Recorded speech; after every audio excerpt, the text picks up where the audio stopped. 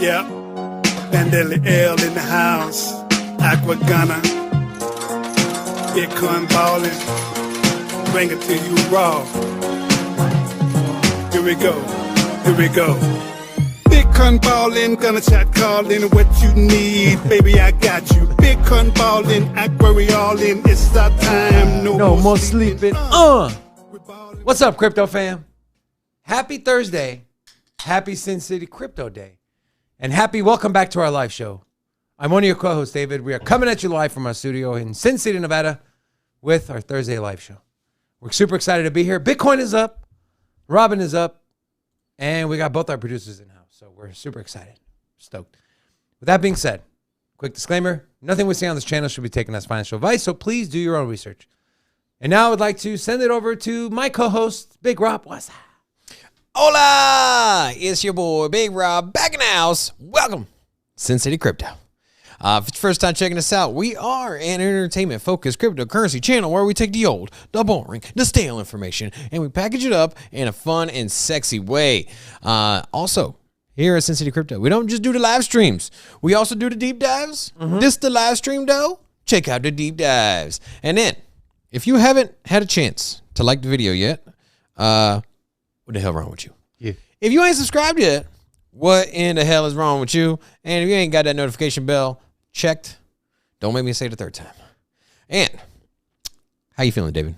Feeling juicy. What's the vibes today, baby? The vibes are good. The vibes are good? Vibes are good. Bitcoin's up. Bitcoin's up? Crypto's up. Oh. Got a lot of good news to talk about today. So Oh, yeah? super excited. All right. Quick shout out to the chat here. We have Crypto Geek up in the house. Who was that again? AKA Sonefield. AKA Sonefields. First in the chat, so congratulations to Crypto Geek. We got some air hugs for you. What's bro. behind the name change? I don't know. Curious. Maybe he's a geek and he likes crypto. Makes sense. Touche. So we got Nishan up in here, Broke Yoshi, Will, and Chef Murder, Stereo 2, Russell. Olga, Russell, and Mayad. Welcome, everybody. What's up?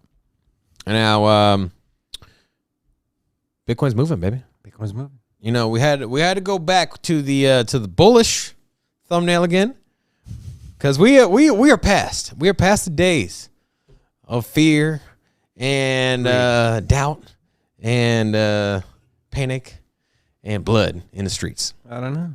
And now, this is my own narrative here. Okay, you keep your stink attitude out of this. But I see green skies. I see Robin's six figure Bitcoin. Robin would never be a good meteorologist because green skies just don't exist. But They do in my eyes. Okay.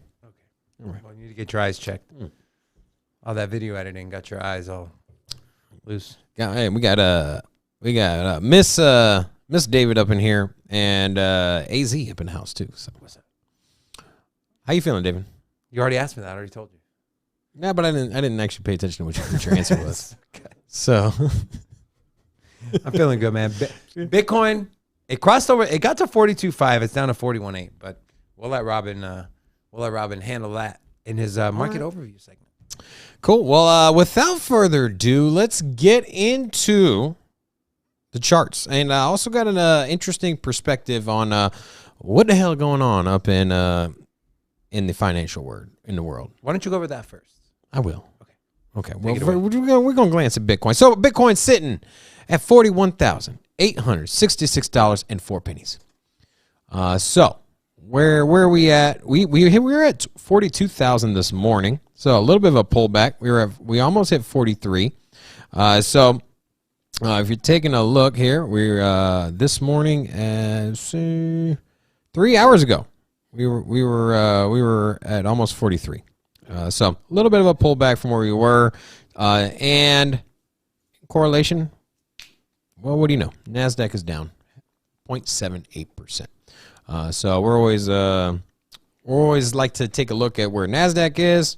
Tends to push the market in that certain direction. But I think, I mean, look at this. If this doesn't tell you that we're going to new all-time highs in the near distant future. You like near distant future? Yeah, near distant. So looking where we're at, in the over a month, we were at 38,000 a month ago. 3 months. 3 months ago, excuse me. And then in the 1 year chart here, we have that's what it looks like. Robin, what's the difference between the 1 year chart and the You know what? Let's not get into it today. You know, that was yesterday's show. Okay, so Leave it in the past? yeah, All yeah. right, We're always bringing up old stuff. Now, taking a look at Ethereum, 3,000. Oh, I forgot to pull up my crypto bubbles today. Let me. Guys, if the, we went over what the NFT market looks like as far as volume. It's literally down like 95%. Once that volume gets back up, watch for ETH hitting crossing over 4K again. ZRX, is that OX No. or OX? No. Is that the ticker? No. Okay. So ZRX up 37%. Tron, It is actually, my bad. You're right. It is Ox. So Ox has a partnership with somebody, with Coinbase. Sitting at exactly $1. So they're using OX protocol is using, or some people call Ox. They're using Coinbase is using them to facilitate their NFT website or their functionality. So that is definitely the Coinbase effect, as it's been coined. Now, Tron is up. Are you gonna FOMO into Tron, David? Hell no. Come on, bro. I bought some Tron like 2 years ago, and I've still been sitting on it. Look at this. It's up 16%, bro. Man, Tron has done nothing. Justin Sun, what are you doing? You know what? It was super popular back in 2017. I mean, you look at all the projects that did well in 2017. A lot of them have had this big resurgence as of lately. So this might be the next layer one to Straight Moonshot. I say that kind of jokingly. I'm not a big fan of Tron here. They are fast and scalable with cheap transaction speeds. Now, taking a look at the week, though, we also still got the Steppin coin up 45% for the week. ApeCoin's up 26%. There's a lot more buzz on when it comes to Metaverse. And what's going on with Eddie over there? Nothing. Eddie, what's going on? We got the Eddie cam yet? No Eddie cam. We're working on this Eddie cam. He's ugly anyways. We're gonna bring you Eddie cam later. We're spicing up our he's show. uglier than Robin. Now, crypto fear and greed index. We're sitting at 27. So been here for the last 3 days.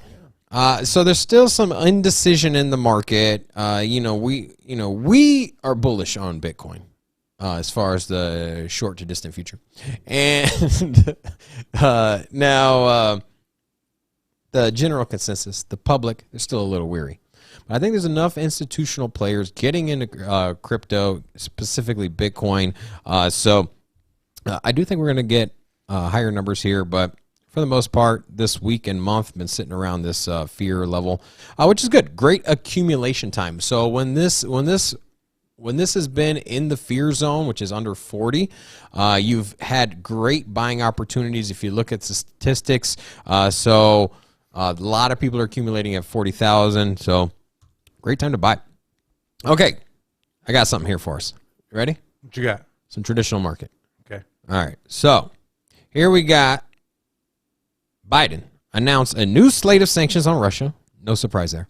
And then we also have, as well as $1.3 billion in new military aid and government assistance for Kyiv. Not to say they don't need them. I think they need a lot more than $1.3 billion. Yeah. But with that said, there is, I do want to kind of discuss today the endless spending by Congress. So this is actually a small drop in the bucket. And as I had mentioned, we do support here, we support anti-war.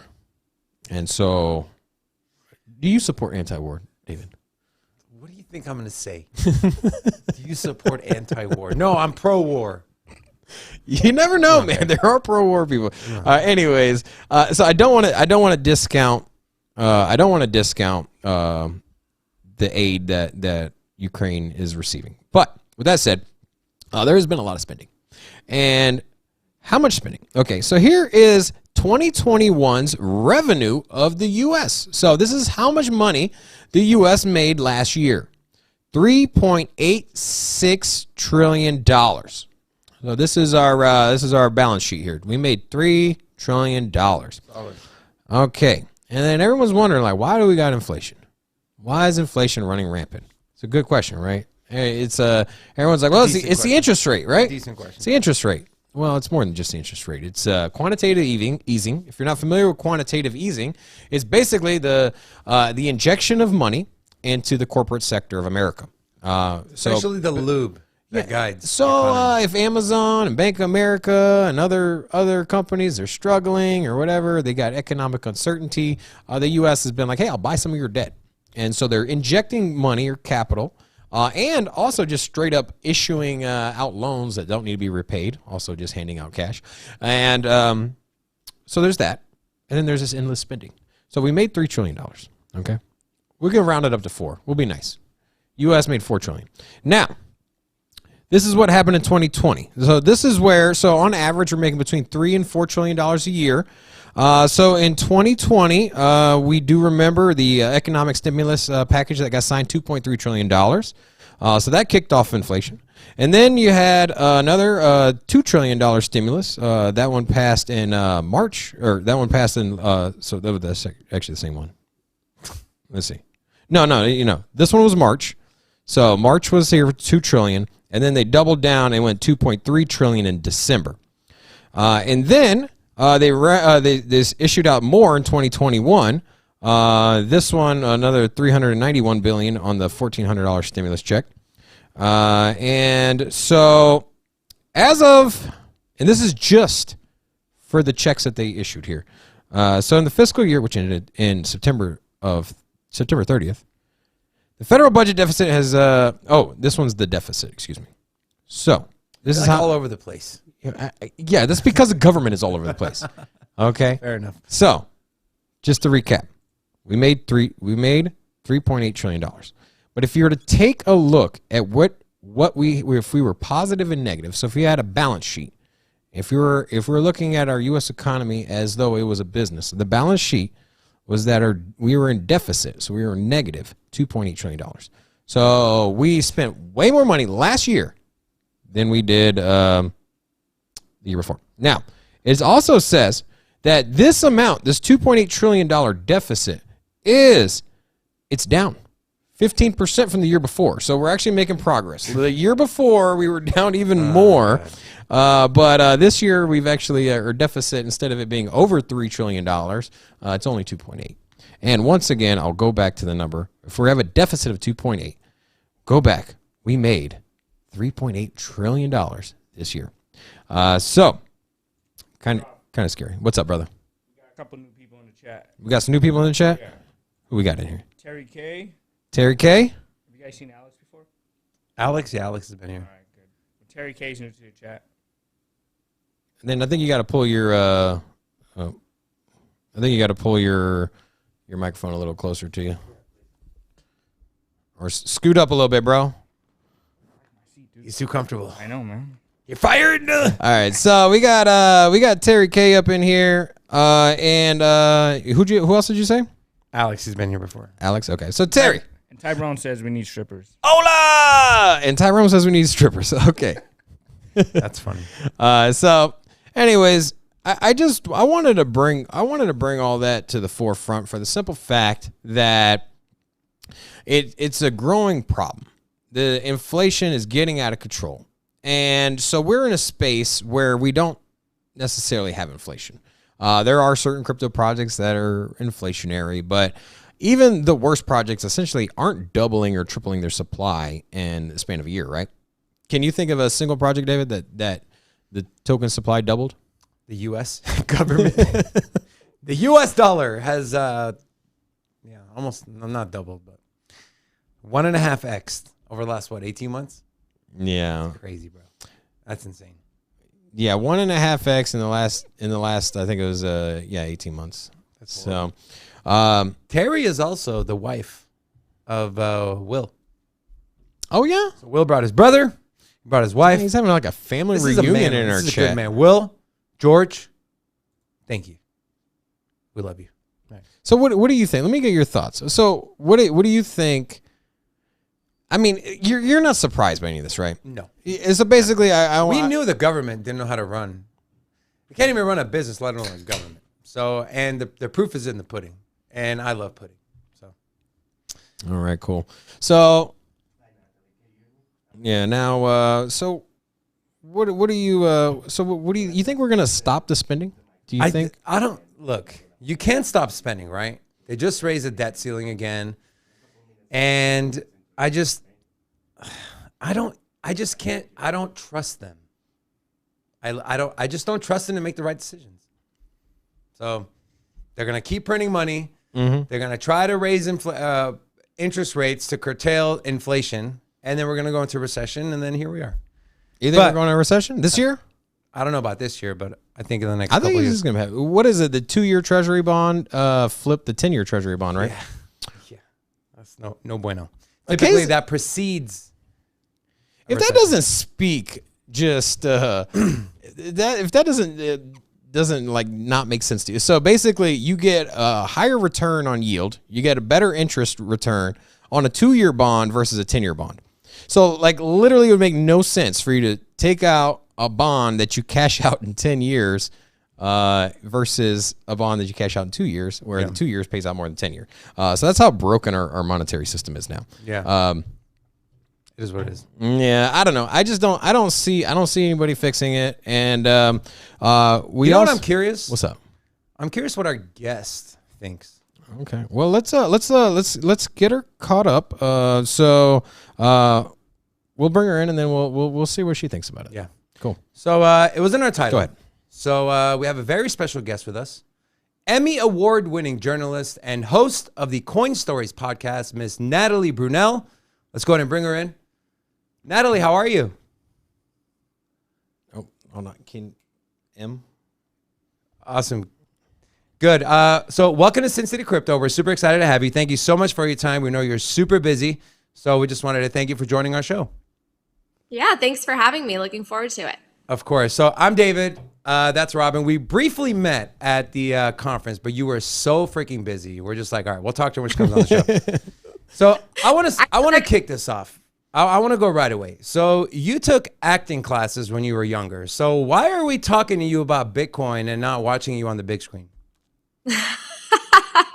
You know, what's funny, I always knew I wanted to work on a screen, clearly. I watched a lot of television and movies and news growing up. And I'll be totally honest with you, when I was a kid, I loved performing. I didn't have any stage fright. And I loved the idea of both being a journalist, but also the idea of being an actress and going into these characters, because I loved happy endings, right? Like I felt like news and the real world is full of a lot of tragic endings, and that in the movies it's always a happy ending. So I wanted to become an actress, and I moved out to Los Angeles, and I saw what the acting world required in terms of just, you know, the sacrifices you make. You become a bartender, you're struggling. If you don't have connections, it's really hard. Sometimes you have to take roles that maybe compromise some of your values, and I knew it would torture my parents if I went down that path. So I decided to shift my focus totally to journalism, which I found so much passion in, because I got the adrenaline of like the performance element of it, of being on camera and all of that. But also I got to learn fascinating stories and meet great people and learn, which is what I love to do. I love to learn through other people. And it ended up being, you know, a career that worked out. Amazing. So now, why crypto? Why Bitcoin? Right? Why didn't you stay in the, mainstream media or whatever else the case may be? Like, what was that moment that you were like, it's got to be crypto, it's got to be Bitcoin, that's my life mission? Yeah, so it was kind of a process of a few events that happened. So I'll start at the very beginning. I'm a first generation immigrant to the US. My family comes from Poland, and my parents and grandparents grew up in communism. So the idea of the American dream and a sense of social mobility and economic opportunity was really fundamental and important to them. So they moved to the US when I was just 5 years old, and I saw my parents work really, really, really hard trying to achieve the American dream, trying to afford an education and a house for myself and my brother. And they had just acquired enough money to put a down payment on our first house when I was in high school. And I got to live in this little townhouse. And it was like we had finally achieved the American dream. And then I went off to college, and the financial crisis happened in 08, 09, and my family lost everything. So just as they had started to get their footing in this new country where they had to learn a new language and start all over, they lost everything and filed for bankruptcy. And I watched that, and it was really hard because I felt like, how could two people who, raised me to do right by everyone and to work hard and get an education, and they always, worked from morning until night, sometimes 6 days a week, sometimes multiple jobs, and they lost everything because the system was so rigged and broken, and the people at the top got bailed out at the expense of the little guys. So I entered into my journalism career with this feeling of frustration and this feeling that there's something broken with the system, but I don't really know what it is. And for me at the time, I think I just blamed corruption, corporate greed and politicians, and that was my understanding of what had happened in the financial crisis. And I set off on this 10-year career where I was a journalist at local, small outlets, and then I got up to the national level, which was really rewarding experience. And what I witnessed was the country dividing more and more, and people feeling left behind the same way that my parents did, and feeling like they don't know who to blame, and they feel frustrated that it's harder and harder to make a good living and to achieve the American dream. So in 2017, I was told by friends about Bitcoin, and I didn't get it. I just thought it was like a stock, or that I was potentially gambling my money and I could potentially lose it, but I did invest a little bit.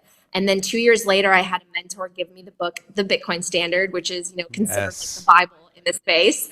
And it was then that I had that moment that you asked me about. It was then that I was like, oh, wow, I had no idea what money printing was. I had no idea how our financial system was set up, what the history of the Federal Reserve is, and what fiat was. I didn't think about any of these things. And yet if you connect the dots, they were related to all of the stories I was covering, from civil unrest to poverty to public corruption and beyond. And all of a sudden, I saw all of my work and my family's experience through a completely different lens. I decided to go down the rabbit hole. I consumed everything I could about Bitcoin. And I realized that this was the solution to a lot of the problems that both my family experienced and I had witnessed and reported on in so many communities around the country. So became very passionate, started a podcast as a passion project, and now it's my career. Amazing. Now, real quick, do you still hold that Bitcoin you bought in 2017, or did you sell it?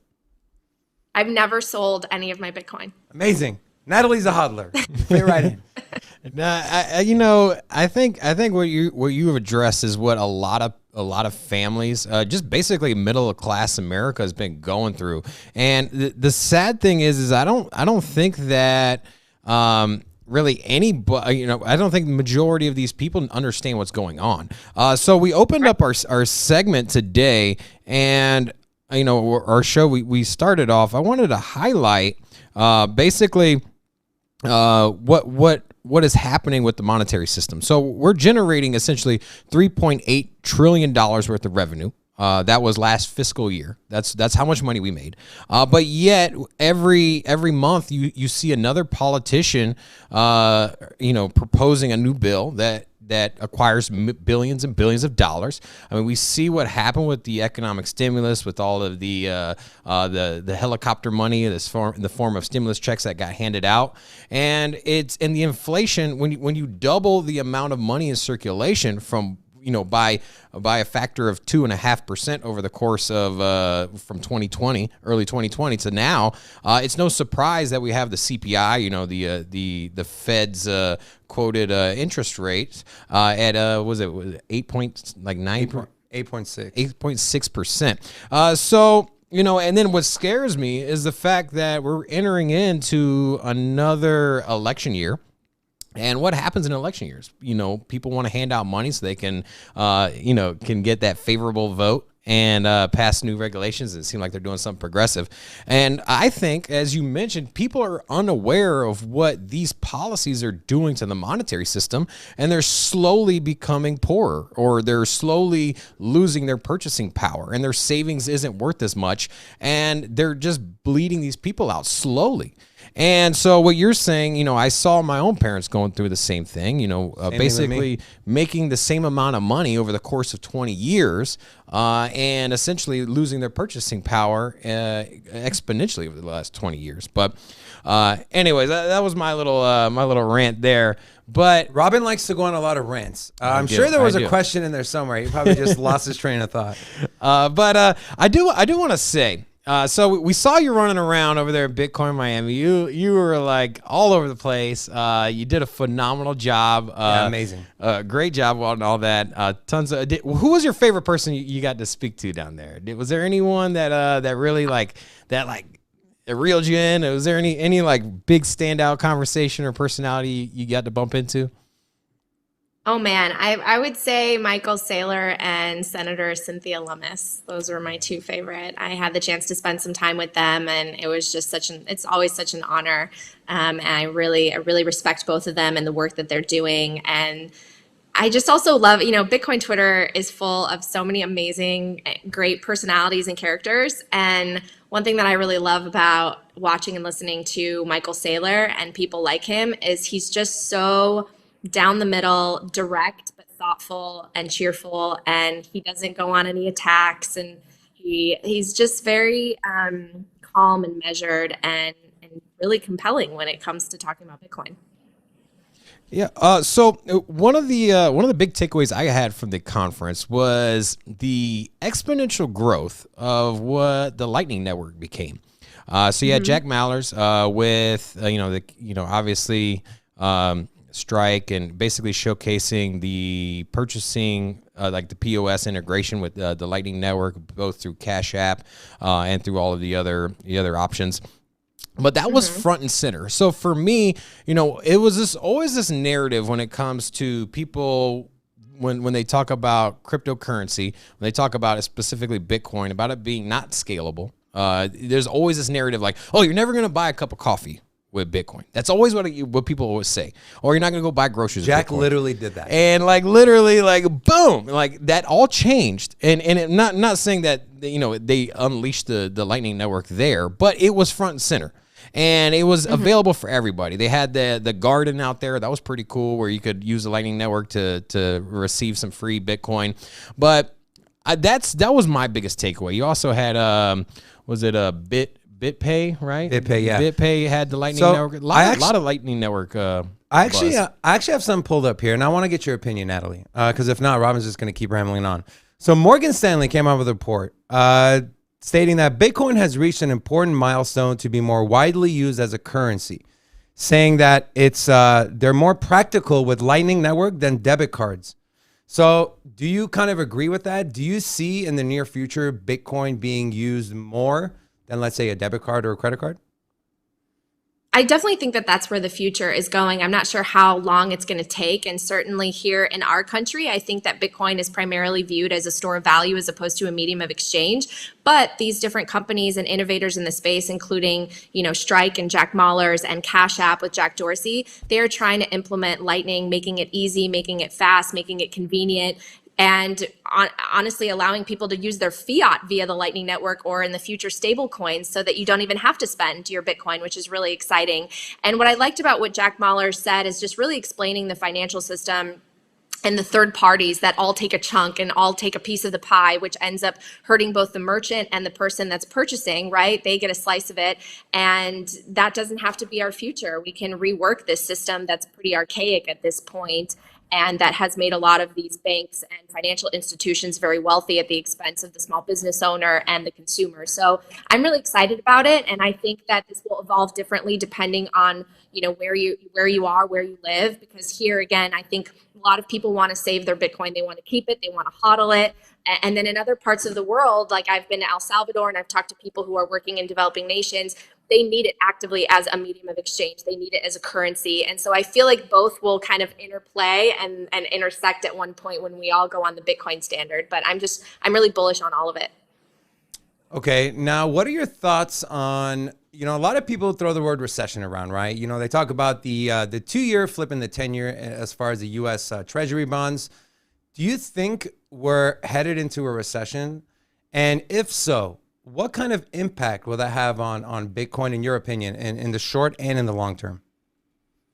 Yeah, I think that's a great question. It's something I think about and talk about with guests, whether they're Bitcoiners or not. In fact, some of the people I've had recently on my show that have been the most fascinating conversations are not Bitcoiners, but they're sort of macroeconomic strategists who predict that we're headed toward potentially a massive deflationary bust. Now, I do believe that it will all come crashing down at some point, but I think we're also so good at kicking the can down the road. And let's face it, I mean, let's look at the current situation. We are never going to get out of the debt spiral that we have created. We can talk all we want about it, but you're right, it's an election year and the politicians will promise more aid packages and stimulus and different programs, and they know that they could just print that money out of nowhere. I think that a lot of countries, a lot of agencies around the world are losing faith and credibility in terms of just their faith in the US dollar and also the Fed's credibility. And I don't know how long they can kick the can down the road at this point because bonds are selling off. Inflation is running hot. They can't raise interest rates. If they do, it'll crash the market. I mean, we're in such historic times when it comes to debt to GDP and all of the activity that's happening around the world with currencies. So my takeaway is we need Bitcoin, but it's going to be extremely volatile in the short term. If there's a crash, I think absolutely will impact Bitcoin because Bitcoin's liquid. It's largely driven by liquidity and it's correlated with equities right now. So I think it would take a big tumble and maybe that would be a great buying opportunity. I certainly don't think it would hit the single digits like, less than 10,000, but could it hit the teens, the 20s? Maybe, depending on how big the bust is. But again, I see that as a buying opportunity, after which I think that we will experience hyper Bitcoinization maybe, and people will finally, opt out of the current system that's full of manipulation and coercion and fraud and corruption and debasement and opt into one that is based on value and security and a finite, scarce supply. And I don't know. I think that the future is going to be Bitcoin, but to get there, it might be a little choppy along the way because we've entered into such a bad debt situation, especially here in our country. I couldn't agree with you more. I'm in the camp, and I think Robin agrees that, we're forced to look inwards when our backs are against the wall. So even though, in my opinion, if there is a recession, I think in the short term it's going to hurt everything. But in the long term, people are going to sit back and look at their finances, look at how they're investing, look at how they're spending money. And they're going to come across something like Bitcoin. And just like, in the Bitcoin Standard book, which is a great book, you mentioned it literally, it could solve almost all the problem. So, also in, you're talking about the global adoption of Bitcoin. You do have the Australian stock market listing the Bitcoin ETF. That is, I think, in a week from now. I think 27th of April. 27th. Yeah. So now there's a little buzz that it might inject about $1 billion worth of market cap into Bitcoin, say day one. And do you think, because now if the growing list of ETFs outside of the U.S., because obviously there's no spot Bitcoin ETF here in the U.S., is now Canada, Brazil, and now soon to be Australia. Do you think this is going to be a catalyst for the U.S. to pass the Bitcoin spot ETF? Do you even think it's necessary? What's your thoughts on all that? I really hope that we eventually see that spot ETF. I'm kind of disappointed that the SEC hasn't approved it. And instead, even though they're saying they want to protect investors, they've went ahead with a futures ETF and this synthetic version that actually I think has hurt Bitcoin and Bitcoin's price because of trading on the margin. So I really hope to see a spot ETF, but I still think we're a ways away from it. I think we get one narrative from the people that are in charge in terms of the central banks and the SEC than what the reality is. And what I mean by that is Gary Gensler understands Bitcoin. If you've watched any of his MIT videos, he understands it to be digital property, and I think he will deem everything else to be securities. So Bitcoin, I feel very comfortable with, and I think that he knows its potential and its power. I think he's potentially even in the ear of people like Janet Yellen, who's starting to soften her stance on Bitcoin publicly. But ultimately, our central government's going to want to push a central bank digital currency, a CBDC, I think our political leaders will latch on to the idea of UBI and different types of assistance that goes directly from the Fed to citizens. I think that those dollars are dangerous because they could have expiration dates, and they're going to try to use them synthetically to stimulate the economy by saying, hey, you have to spend it by a certain date, or you can only spend it at these types of businesses that are ESG. I just think that there's so much opportunity for corruption and for manipulation to continue. And so I'm very wary of it. I'm very wary of the people that are in charge. But I'm hopeful. I'm hopeful that people like Gary, who understand Bitcoin and how it could actually fix a lot of the problems that exist and provide financial inclusion and financial access to so many people that need it in our country at a time of inflation, I hope he makes the right decision. And a spot ETF would really help with price discovery. I think it would get us to that 6-figure Bitcoin we've all wanted. So it's going to be interesting to see how this plays out. But I think there's going to be regulation coming down about exchanges and trying to do more KYC and the other currencies being deemed as securities. Now, people hear regulation, they freak out, but I don't know if you agree with me on this, but I think regulation is needed. I think regulation is good as long as it makes sense, right? Yeah, I'm definitely for regulation so that it opens up avenues for institutions to come in and for greater adoption and for, the average company and retail investor to feel like this is a safe space to enter. But I also don't believe in, overhanded regulation when it comes to crypto exchanges being able to freeze accounts or giving up too much information. I think that, we do have to protect sort of that cash component, that cash element that Bitcoin offers.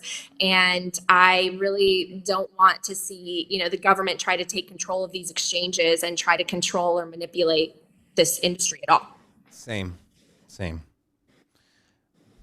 I don't have that article. All right, so there's just a couple more questions. We know you're busy. So there was a article that came out. A dozen U.S. House members came out, and this is a quote. "We have serious concerns regarding reports that cryptocurrency facilities across the country are polluting communities and are having an outsized contribution to greenhouse gas emissions.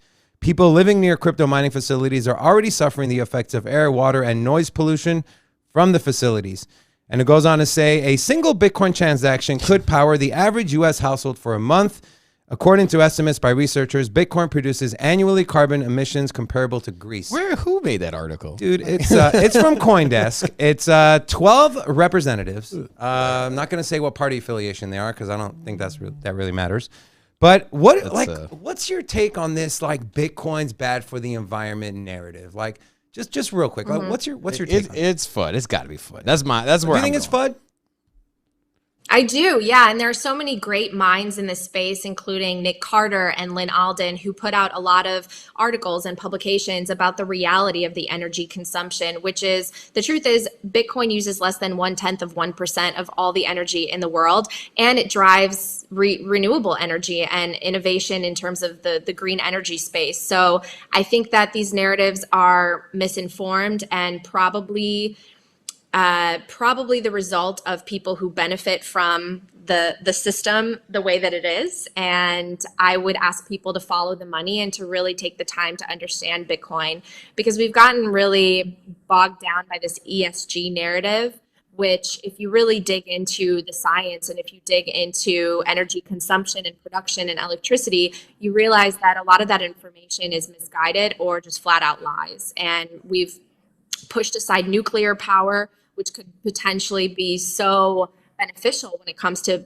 Bitcoin mining, which is also providing energy for communities around the country and jobs. And I just think we're doing a detriment by focusing on something that is a false narrative, essentially.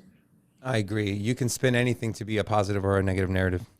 Now, also with the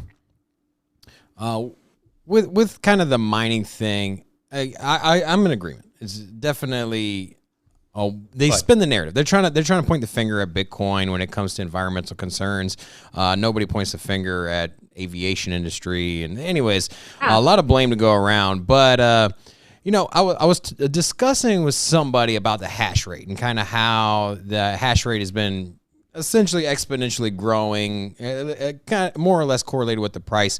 What do you think if there was a proposal to put a hash rate limit And I was talking to somebody, and they proposed the idea of where, just in the same way you have the Bitcoin halving as far as the mining rewards, would be to have a Bitcoin hash rate limit that in every 2 to 4 years you bump up a little bit. And his argument when I was discussing this wasn't so much that it would be more green or less energy conductive, which essentially it would be if you have less hash rate, but it was more or less to decentralize the network a little bit more, so that way there isn't so many top heavy players. And essentially, if you put a pause on the hash rate for say 2 years, and then it gives other companies time to catch up, and then it also puts a limit on how much hash rate you can essentially come up with out of one company. And is that something that makes sense? I know that's maybe a novel idea, at least it was for me when I was discussing this a month ago. Or do you think a hash rate limit would be something that could be on the table for Bitcoin? No, I do not like the idea of manipulating or limiting the free market. And think about it, with Bitcoin's decentralization and distribution around the whole globe, how would you be able to enforce something like that when miners are going to try to seek profits and seek the incentive system that was structured by Bitcoin and by Satoshi Nakamoto, and they will go to other countries where they don't have a limit, right? So I think at the end of the day, you're just driving out innovation in companies that would be providing jobs and benefits to the local community and driving renewable energy in those areas. And you'd be doing it for, I guess, an attempted altruistic purpose, but at the end of the day, the free market is the best regulator, and people will go where they have resources and where they find value and where they find profit. And so I just think that So with that one wasn't so much limiting the hash power of a mining company. It was the difficulty of the algorithm for mining. So basically, instead of gradually increasing the difficulty of the SHA-256 or the mining algorithm, basically to keep that level without growing, so that way it don't need as much hash power to mine the Bitcoin was the argument. But I guess that would kind of fit the same narrative as well, too. Yeah, I think she's right. The free market, will take 100%. Care of itself. I don't think you need to adjust anything. It was just an interesting conversation somebody was having towards. Even if you do that, there's still going to be FUD around. Oh, Bitcoin's bad for the environment. So I don't think anything's going to change those people. Now we have 2 more questions, and then we'll let you go about your day. So this question is from one of our community members, Brandon. He said, "Do you hold anything outside of Bitcoin in your portfolio?" No, I used to, and then I went Bitcoin only as I studied more of it, and as I grew more concerned about the proof of stake protocol, coins and tokens, and also the fact that, I do feel that those areas of this industry will be regulated as securities.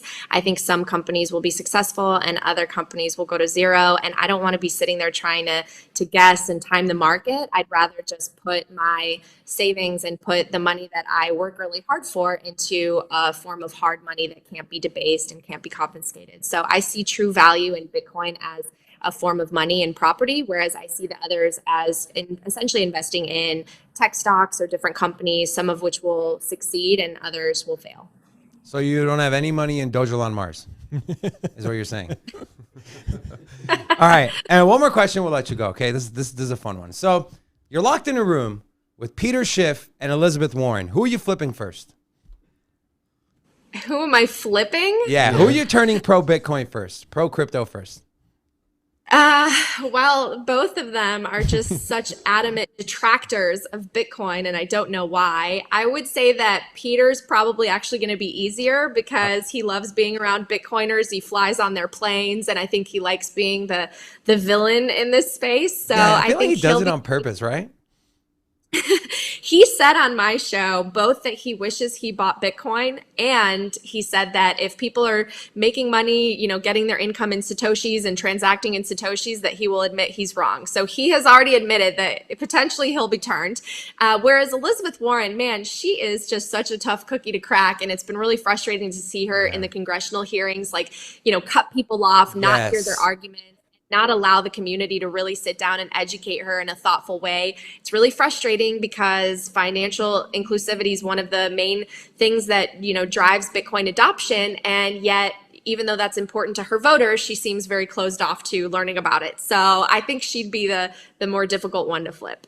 Amen to that. And plus, Peter Schiff's granddaughter, to my understanding, is into NFTs and art. So, she might have she might be able to help you sway him into the Bitcoin camp too. So, And his son Spencer, he's a big Bitcoiner. yeah. I just see his tweets. I'm like, he's trying to poke the bear. He's trying to. So, anyways, Natalie, thank you so much for your time. We really appreciate you coming on our show. We'd love to maybe have you back on down the road. Yes. Either way, thank you so much. Our community, and we definitely appreciate you. So, enjoy the rest of your day, and we'll see you soon. Thanks so much. Bye, guys. Bye. Take care. Have a good day. Amazing. So no Doja on Mars. A little disappointed. Yeah. How much Doja on Mars you got, bro? 0. Did you see Doja on Mars being the official currency of Mars? I mean, Elon Musk is the richest man in the world. So if he wants to make it happen. As weird as this sounds, do you think it's more probable that the Doge will be the currency of Mars? No, because Or do you think it doesn't have the name Mars in it. Or do you think it'll be Bitcoin? It's got to be Doja. Or do you think it's probably Bitcoin's probably the front runner? There's not enough Bitcoin to go around the Earth, let alone Mars. So, all right, that was amazing, Natalie. Thank you again. Let's move right into our very next segment, our hot take. It's hot. So here's a hot take for today. What will move the Bitcoin needle more as far as price? Will it be a spot ETF in the US, or will it be any country in the world adopting it as legal tender? So what will be the bigger catalyst in price movement for Bitcoin? Robin, I'll throw it to you first. The spot Bitcoin ETF? USA spot ETF. Well, obviously that's the winner because Or- we already have. Or another country adopting it as legal tender. El Salvador already adopted it. Barely moved the needle. I mean, I guess. Well, they announced it. It was a Bitcoin 2021. Yep. And essentially there was a kind of a drop after that. Essentially, not a big drop, but Still a drop. It depends on what country. So if it is, say, a top 20 country, then absolutely. But here's the thing: what do you deem as adopt? Because adopt can go a lot of different ways. Let's say the same thing El Salvador is doing. Well, El Salvador is mandating that businesses accept it, and so he's just saying like, "Hey guys, you need to accept it." They didn't get rid of the dollar, and so I think it's kind of a gray area when a nation state adopts another currency, and it's not even uncommon for a nation to have multiple currencies. There's lots of examples of that around the world. So I think more realistic would be the integration of Bitcoin and the monetary system of other countries. And so I don't think that's as groundbreaking. I think these are just small dominoes that fall, that push the narrative in a certain direction. And so for me, I think the spot Bitcoin ETF opens up the investment opportunity to giant businesses. There's publicly traded companies that would like to hold Bitcoin as a treasury reserve asset, and it's not ideal for them to go out and buy Bitcoin in the way that me and you do.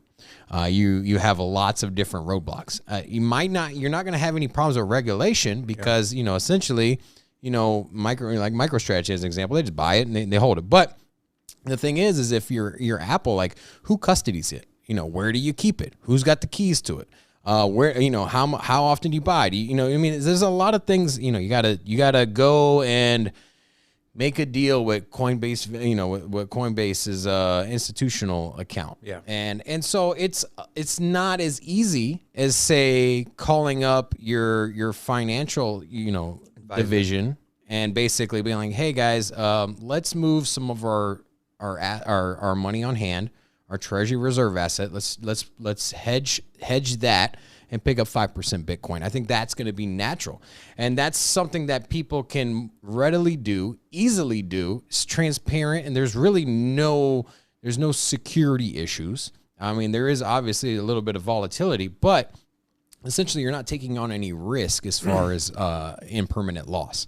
And so with that, when you get the spot Bitcoin ETF, you're going to get a lot of institutions coming in, not to mention, your investors and traders as well. And then just the general FOMO of that news as well. So I think nation states, slow integration, they're going to adopt Bitcoin as far as, hey, you can use it here. And their monetary system is going to be there. Like when England, for example, decides to accept taxes and uses Bitcoin around, they're not going to get rid of the pound. The pound's been there since the 1300s. So with that said, that's how I look at it. So way more groundbreaking. But the Bitcoin ETF is only going to happen once. So once that happens, FOMO, and then it's over. Versus the nation states, as each country plugs into the Bitcoin network one after another, the network just gets stronger and stronger. So that is exactly why I think the answer to this question is a country adopting it as legal tender. Not just from the statistical standpoint, buying Bitcoin, blah, blah, blah, but just the narrative, right? El Salvador. Then you have another country.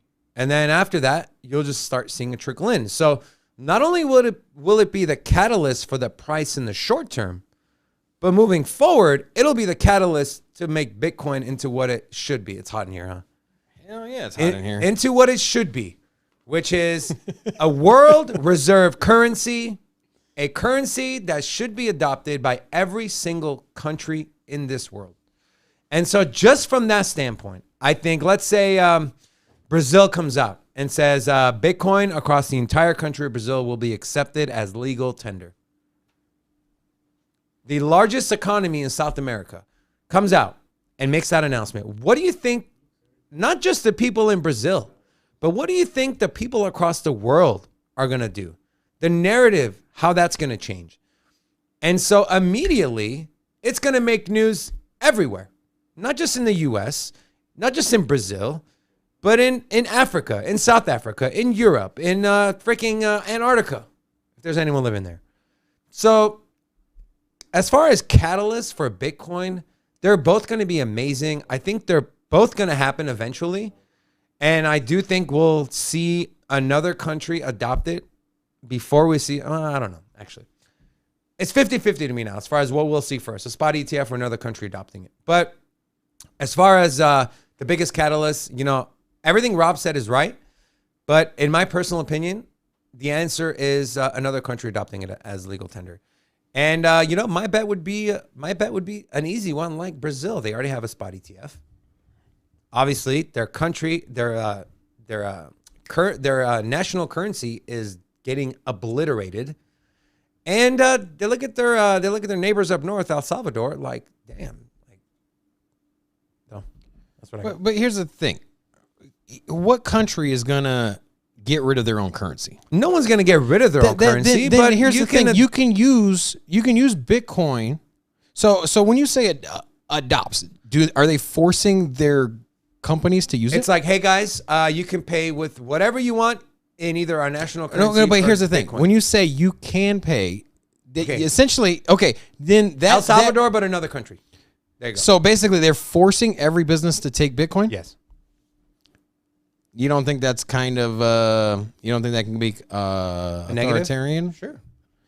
Like what? How would you feel if you were a business and let's say you have 0 customers that are interested in crypto? Let's say you run a lawn care business. Okay. Do you feel like you need to go out and accept Bitcoin? I mean, what is a negative? I'm just saying, like, Is there a negative to doing it, even if no one uses it? I'm just saying, there's going to be big. What I'm saying There's is always that going to be pushback, here, bro. But the way I look at it is like, just don't block it. Just let us do its thing. I don't feel like a nation has to go and say, look here, businesses. Everybody has to accept Bitcoin, or else you're gonna be fined. I think I don't like that concept. And you know what? It works in El Salvador because they have an authoritarian leader. Don't you talk bad about and I like El Salvador. And you know what? They're on the dollar system, and they're getting the short end of the stick. But what I'm saying is that mentality across the world, I don't think is beneficial. And I think that if you let the free market grow, you let businesses that want to take Bitcoin. Hey man, calm down, bro. Calm down. That's all I got. I forgot to tell you guys. My grandma is going to El Salvador, like in next month. She's going there? Yeah, I'm gonna tell her to check it out and like. Yeah. Tell me how it is out there, like the Bitcoin. You should Tell her to just- bring back one of those Bitcoin ATMs. You don't have any Bitcoin in there? Yeah, I don't know. You should. We'll see. I'll tell her to send me videos of the ATMs and stuff like that. That'll be cool. Yeah, you should. You gonna send her some Bitcoin, bro? Yeah. I'm already. Stop paying being for a cheap, ticket, bro. I'm already paying. She's not taking. You Spirit better. either, You bro. better. She's you not better. taking his spirit either. At least you learn from your mistake. You should like stack her wallet before she goes. Like, you know what I mean? Like, Yeah, bro. Be throw- a good throw son. This 1,000 lady raised you. Yeah, put $1,000 in her Bitcoin wallet. Send her out there and be like, look, All those go out ballet there. classes you took. You know she can live like a queen down there for a couple weeks with For like- $1,000 in her Bitcoin Like wallet. a tenth of a Bitcoin. That'd be cool. That's a lot of money. You should, man. Be a good son. Yeah. All right. Let's move on. Our next segment we're going to talk about is our talking points. Let's go.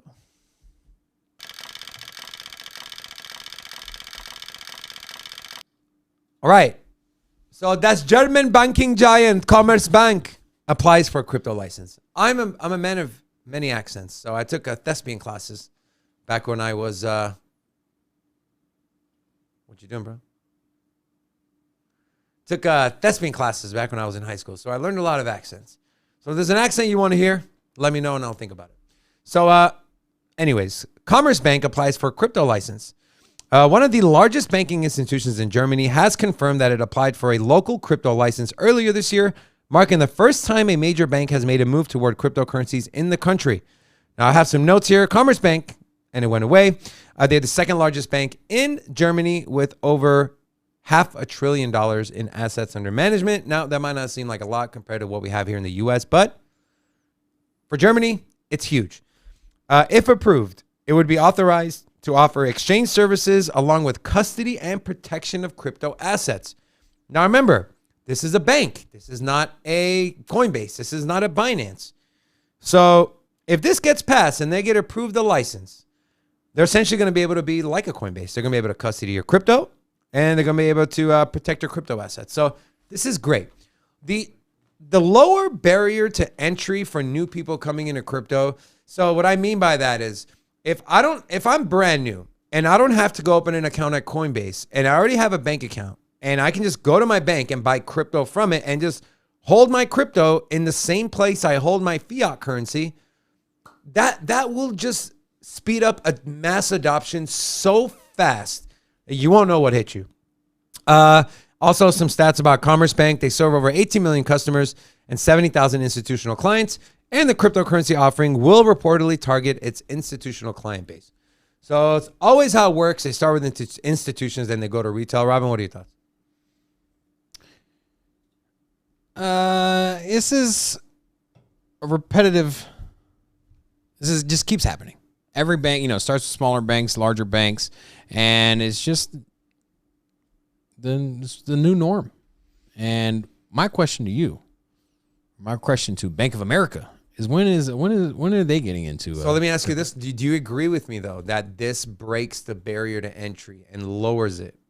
No, it does, because most people's exposure to the financial system is through their checking account, through banks. Exactly. And, it's a small amount of people that are investors. I mean, think about it. I mean, before you got into crypto, how many people did you know that were like actively trading stocks, or outside of their 401k that was issued at work? How many of these people were investing in their future or investing in portfolios?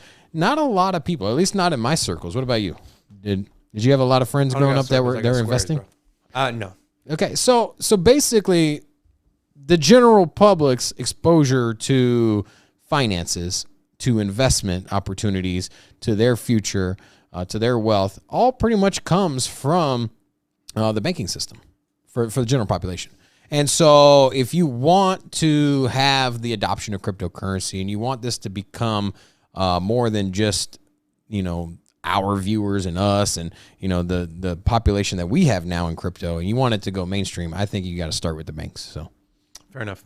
I think it's very bullish because eventually, yes, it's a smaller bank, but eventually it'll trickle up. it's going to start with the small banks. Yes. And because it's They have less easier to lose. Yeah, well, it's easier for them to do it. I mean, you just think about it. Larger banks got so many different banking centers, so many different. Not just that, different people that gotta, Yeah, there's their web is tangled up, and they have so many different players in their space, and you can't just make one part of it happy. You got to integrate everywhere. So, all right, let's move on.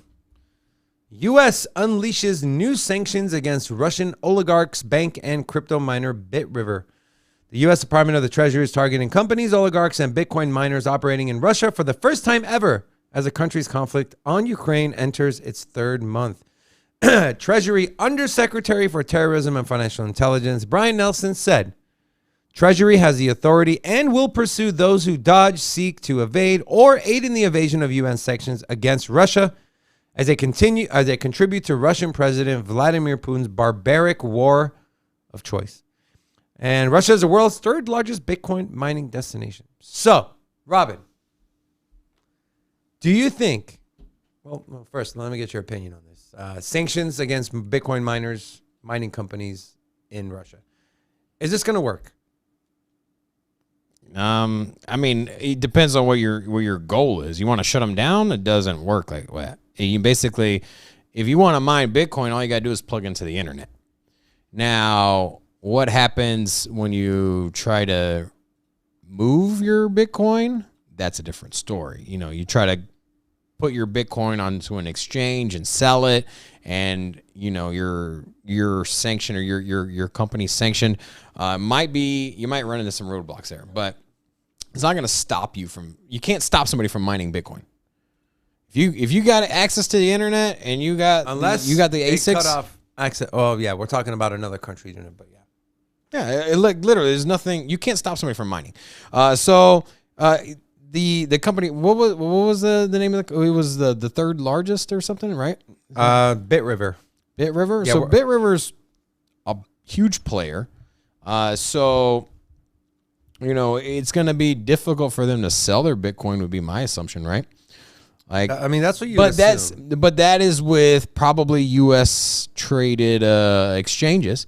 But I'm pretty sure that, like, what do you think? Like Gate.io, they don't offer services in the U.S. No, you have Hobie. You have Hobie Global. Huobi's actually. They're working towards. They're working to come to the U.S. But essentially, if you think about it, they could sell it to somebody else, right? Yeah. So, I don't know. I think it's a non-story. I think it's I don't want to say non-story. It's a mute factor. They want us. They sanctioning the company, but yet, how are they going to stop? How are they going to stop miners from selling their crypto to somebody else? You can't stop them from mining it. Yeah. They can't stop them from sending it to another wallet. I mean, maybe they could sanction overseas bank accounts. Would be something. I don't know. We'll see. I'm in Robin's camp. I don't really think it's possible or practical. So, All right, let's move on. Breaking news: Binance cracks down on Russian users after new sanctions. Binance, the world's largest crypto exchange, said it was required to limit trading activities of Russian users in light of new European sanctions against Moscow. The exchange said it will limit services for Russian entities who have crypto assets worth over $10,800 and only be allowed to withdraw. The rules apply to all Russian nationals and entities residing in Russia. Sanctions over Russia's invasion of Ukraine have effectively blocked the country from the Western financial system. So it's kind of piggybacks off the original one. So now it's not talking about minors, but it's talking about just the regular people who have more than $10,000, $10,890. That's a shift in thought because CZ came out And said publicly no. and said, no, we're not going to sanction the users. They're not the ones that brought this war or invasion. And because of that, you know what I mean? Like they're just citizens. How much you want to bet? 10,000 is a low amount, man. How much you want to bet they were given an ultimatum? Like Binance, you don't want to do this, then you can get out of the entire EU. I mean, I could see it.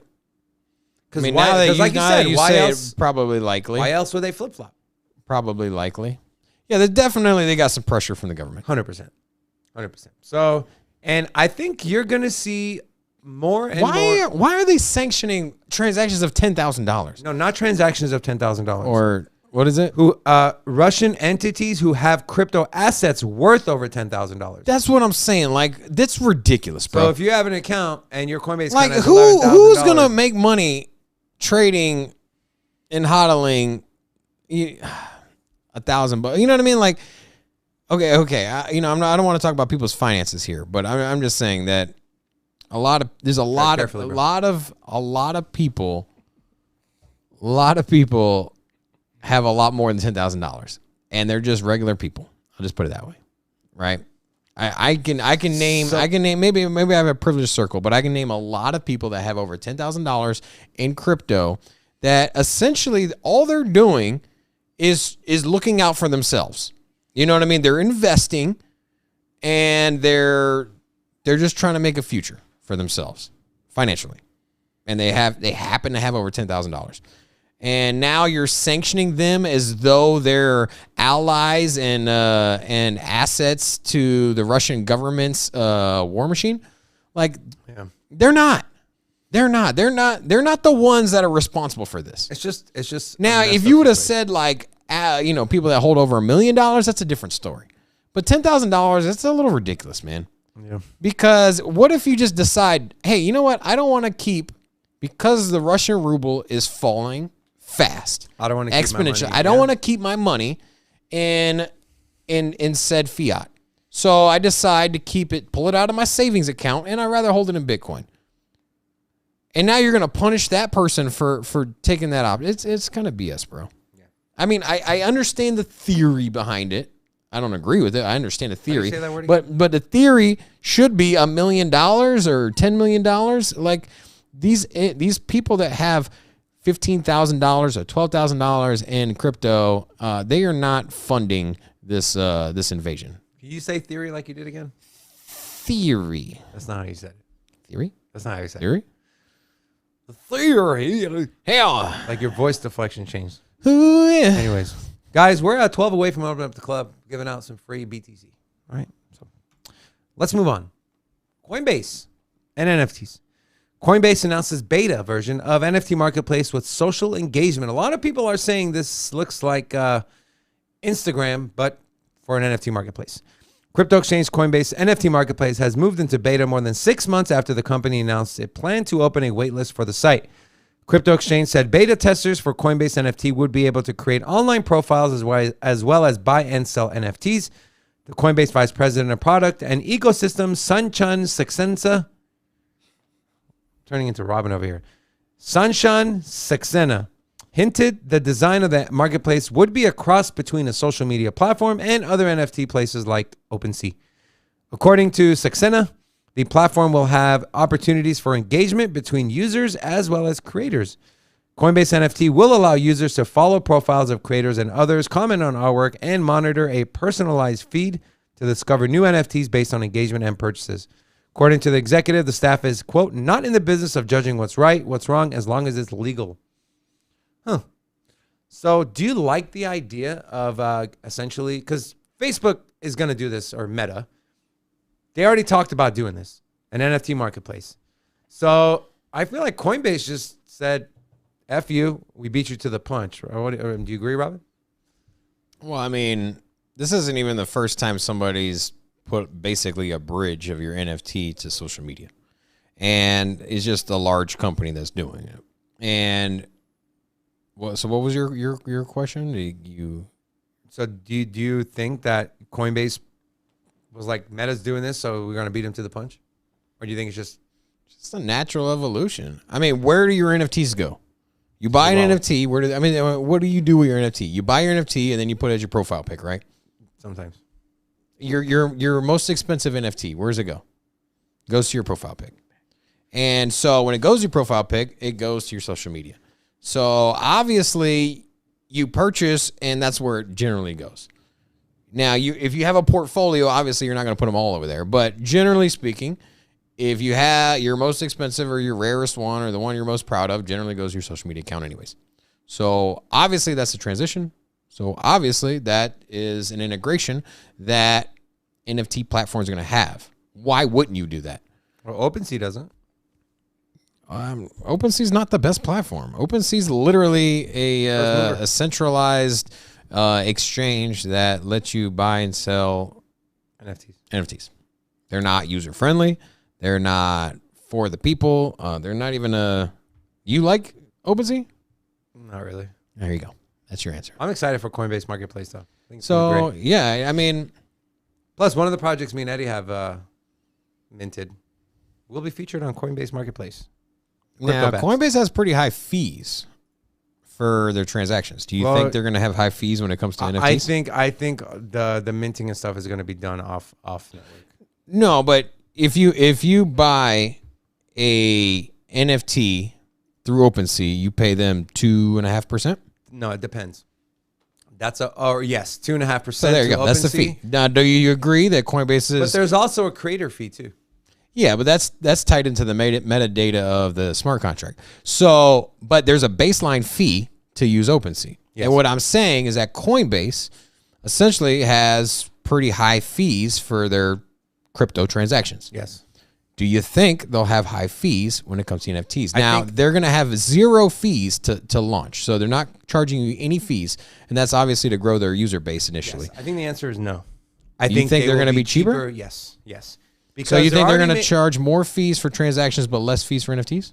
Yes, because they make most They're of going their to change money. their business model? No. They make most of their money on their buying and selling crypto on the Coinbase exchange. So if they can bring people into their ecosystem But what if they're and lure them in with, hey, no fee NFTs. Oh, and also here's some crypto you can buy. Use our wallet, whatever the case may be. I think it's a win-win for them. Cross marketing, just like Costco. You go to Costco, and they take an L on that rotisserie chicken and their hot dogs and their pizza every day. They take an L on it. But why do they keep doing it? Because people come in, they'll take an L on the hot dog, but then they'll make a crap load of money on the other stuff they're selling. So same idea, in my opinion. You know, I might be the only person that goes into Costco for the rotisserie chicken and leaves only with the rotisserie Yeah, chicken. you're the only person. Unless there's those popcorns you bought one time. Well, those popcorns Those are good, popcorns bro. are bomb. My freaking kids came in here right after we bought them and literally just freaking ate the whole thing. I'm going to charge them for that when they get older and start making money. All right, we're moving on. This is an interesting article. Bitcoin investors have, quote, low financial knowledge, a new bank study shows. HP, if you're still in here, what the hell is your government doing? Canadian Bitcoin owners have little financial literacy and are susceptible to high levels of financial risk, a new Bank of Canada research shows. According to the research paper, despite their in-depth knowledge of blockchain technology, most Bitcoin investors struggle with fundamental financial literacy. However, while being more aware than the average public, Canadians who are financially prudent are less likely to own the major cryptocurrency. Did you say being, hold on, go back down there again? While being more aware than the average public. Yeah, this obviously, they're essentially saying if you buy crypto, you're stupid. Well, guess what? They're saying, yeah. That's what they're basically, saying. They're basically saying that the crypto investor doesn't understand finance. Yeah.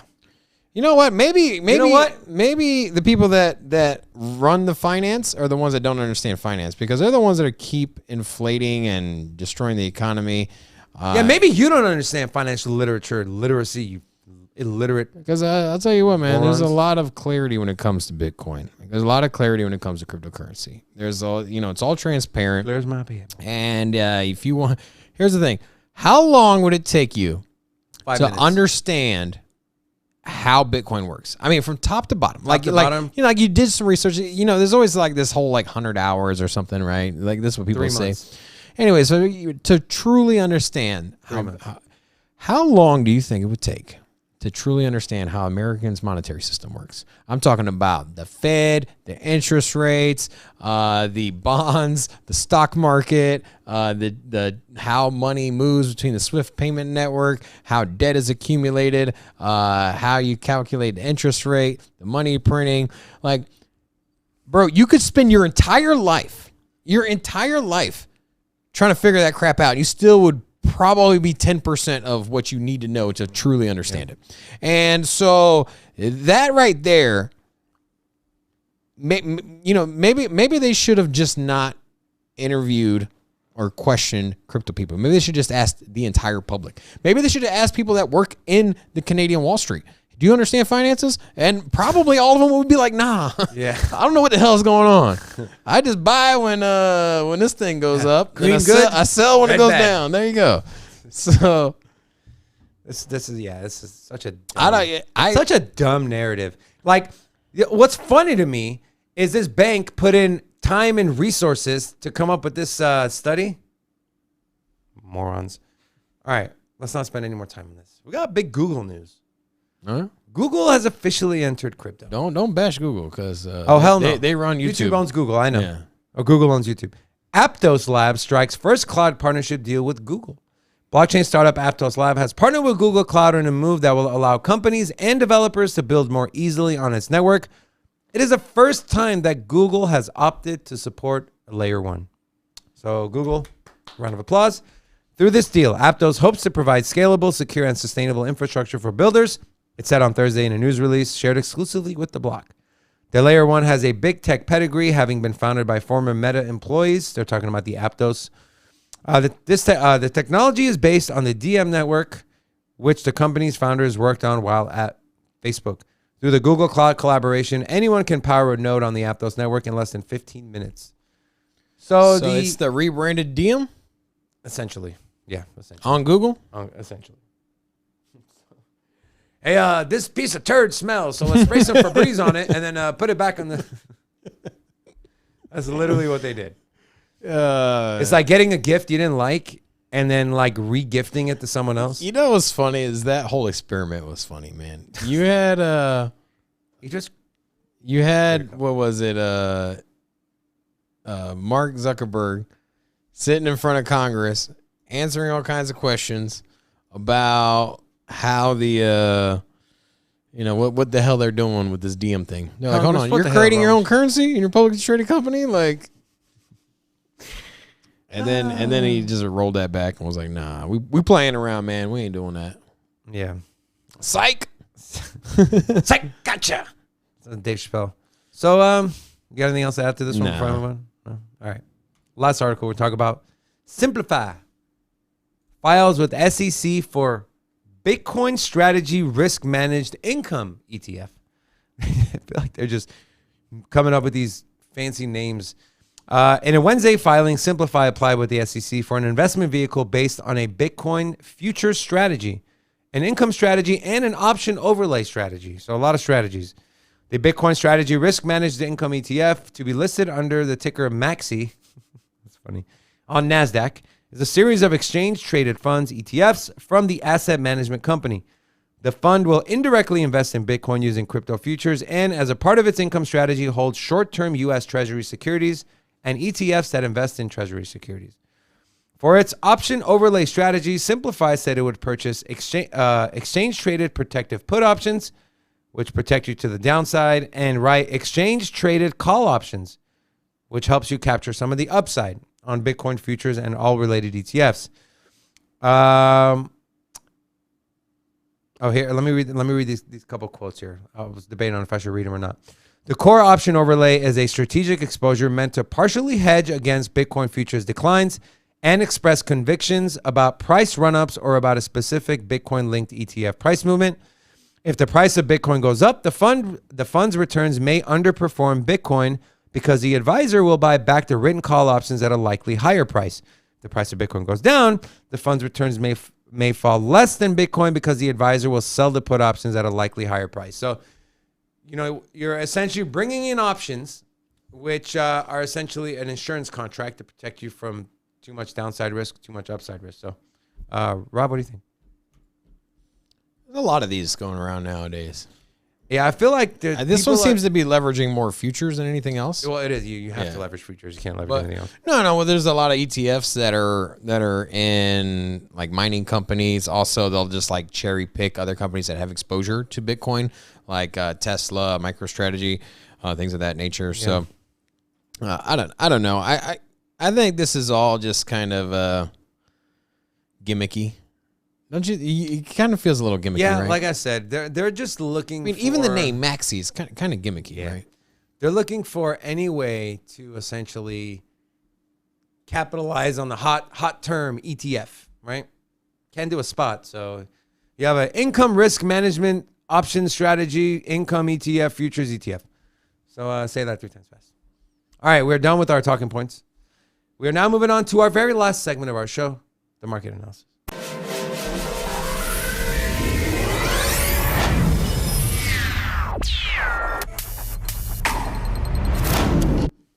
Let's take a gander at what in the hell is wrong with the crypto markets. So Rocco, pull up my laptop, please. So we are up almost 1%. Bitcoin dominance is sitting at 41.2. ETH dominance 19.2. Volume is up from yesterday. We're almost at 100 billion in volume, just sitting right under at 95. Bitcoin has been teetering between this 41.6 to 42,000. ETH, again, I talked about this when Robin was going over the the overview in the beginning. Once we see that NFT marketplace volume go back up, ETH, if everything was the same, excuse me, if the market conditions today are the same, but you add in high volume in NFTs, ETH will easily be over $3,800. So, and then Binance Coin, again, super undervalued, 416 bucks. Solana, $106. Forrest talked about, speaking of Forrest, he's going to come back tomorrow to do this segment of our show. So super excited about that. $100 is when I talked about getting in. I got in at $100, literally after he did his TA, went in and bought some Solana. And then Cardano still sitting at 94 cents. And then Avalanche, rounding out the top 10, $77.58. I want to go over some Bitcoin metrics. Okay. So the first thing I want to go over is the exchange balances. And we are at lows that we haven't seen since August of 2018. And you can see, not the direct, but it's a pretty fair correlation. So the orange line is the price.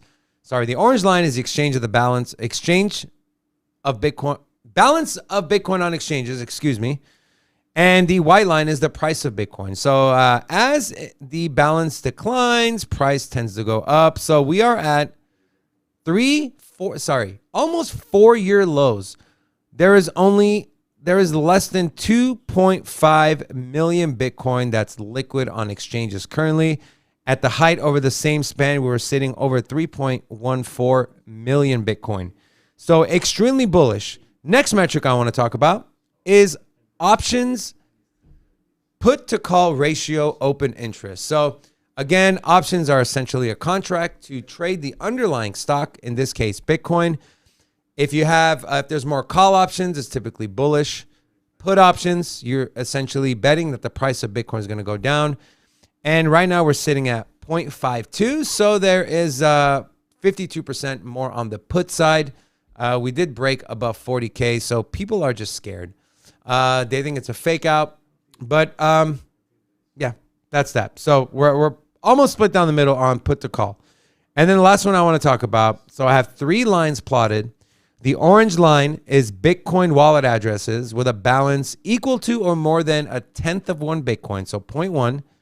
The pink line is Bitcoin wallet addresses with over 1 Bitcoin. And the blue line is over 10,000 Bitcoin. So Rocco, if you take my face away.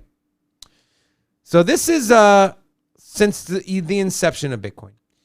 We are at all-time highs for balances of more than 1/10 and balances of more than 1. And we have seen a slow decline in balances of more than 10,000. So what does this mean?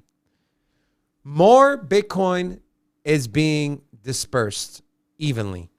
So you have less wallets holding 10,000 Bitcoin and more holding less.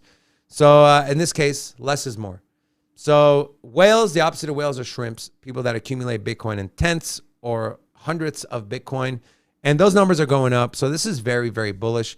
If I take a look at new wallet addresses, if I go here, oh, that's not going to let me. Here, I'll do this real quick for you guys. So if I go to new Bitcoin wallet addresses, and we can take a look. Again, if I zoom in here, so over the last day, we've seen 436,000 new Bitcoin wallet addresses.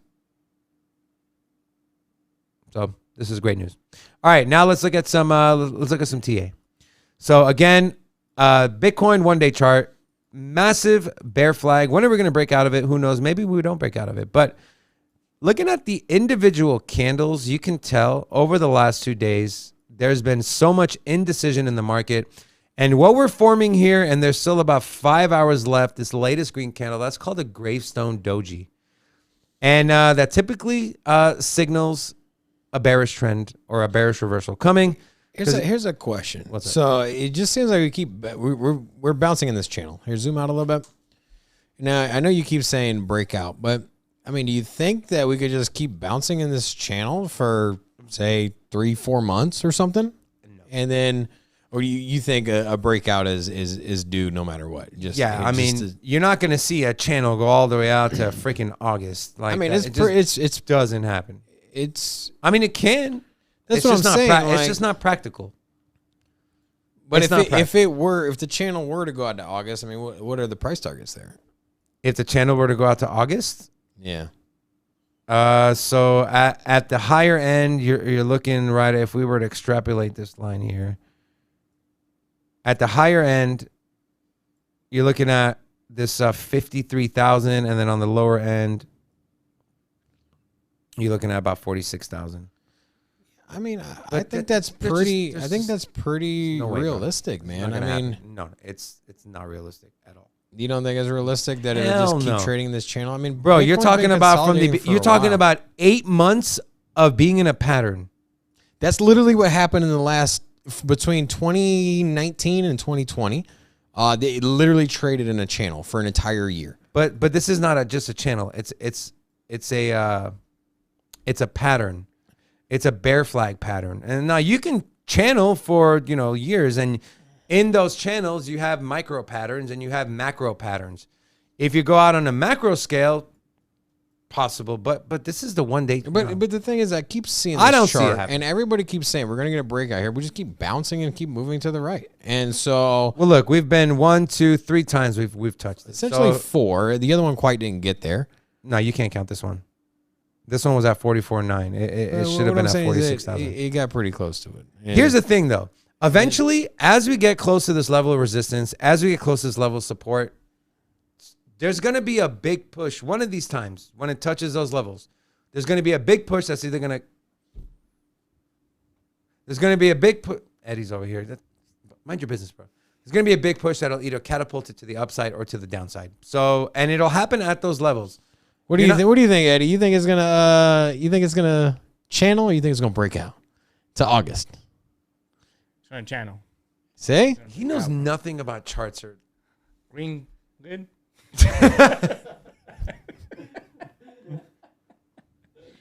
Robin Klein, dumbing down society. Hey man, look, you want to learn how to trade? Green good, red bad. There you go. Yeah, fundamentals, baby. That's hilarious. So dumb. All right, I'm done. You got anything else to add before we sign off? Nah, that's it, baby. Okay.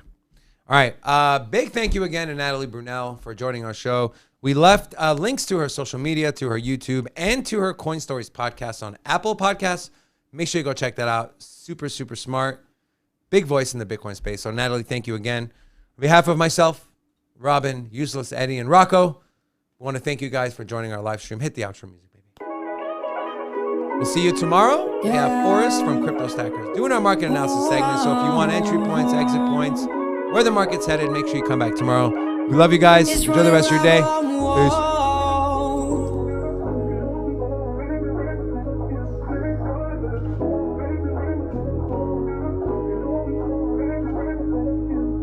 I got 16 missed calls on my phone. Times change, Mickey D's turn into Rabuchon. Kick my feet up, drink weed, smoke on a new strong. Couple margaritas, senoritas, I goof off. I got 16 missed calls on my phone. Times change, Mickey D's turn into Rabuchon. Kick my feet up, drink weed, smoke on a new strong. Couple margaritas, senoritas, I goof off. Smoking on a island, say she wanna ride with me. Took her on a flight, said all her bags from Italy. I sent her with a friend, they shopping there religiously. Whoa, whoa, yeah. Say she love me, but that's when she rockin' Prada bag. Said she ready for the next, I won't not so fast. Slow down, slow down, slow down, girl, don't you crash. Whoa, whoa, yeah. Cause we can mess up that pretty face, but we can fuck up that pretty lady. Tryna kiss up, I'm in your place. Man, this shit so crazy. Never thought I'd be doing shit like this again. Put that effort in, girl, then I repay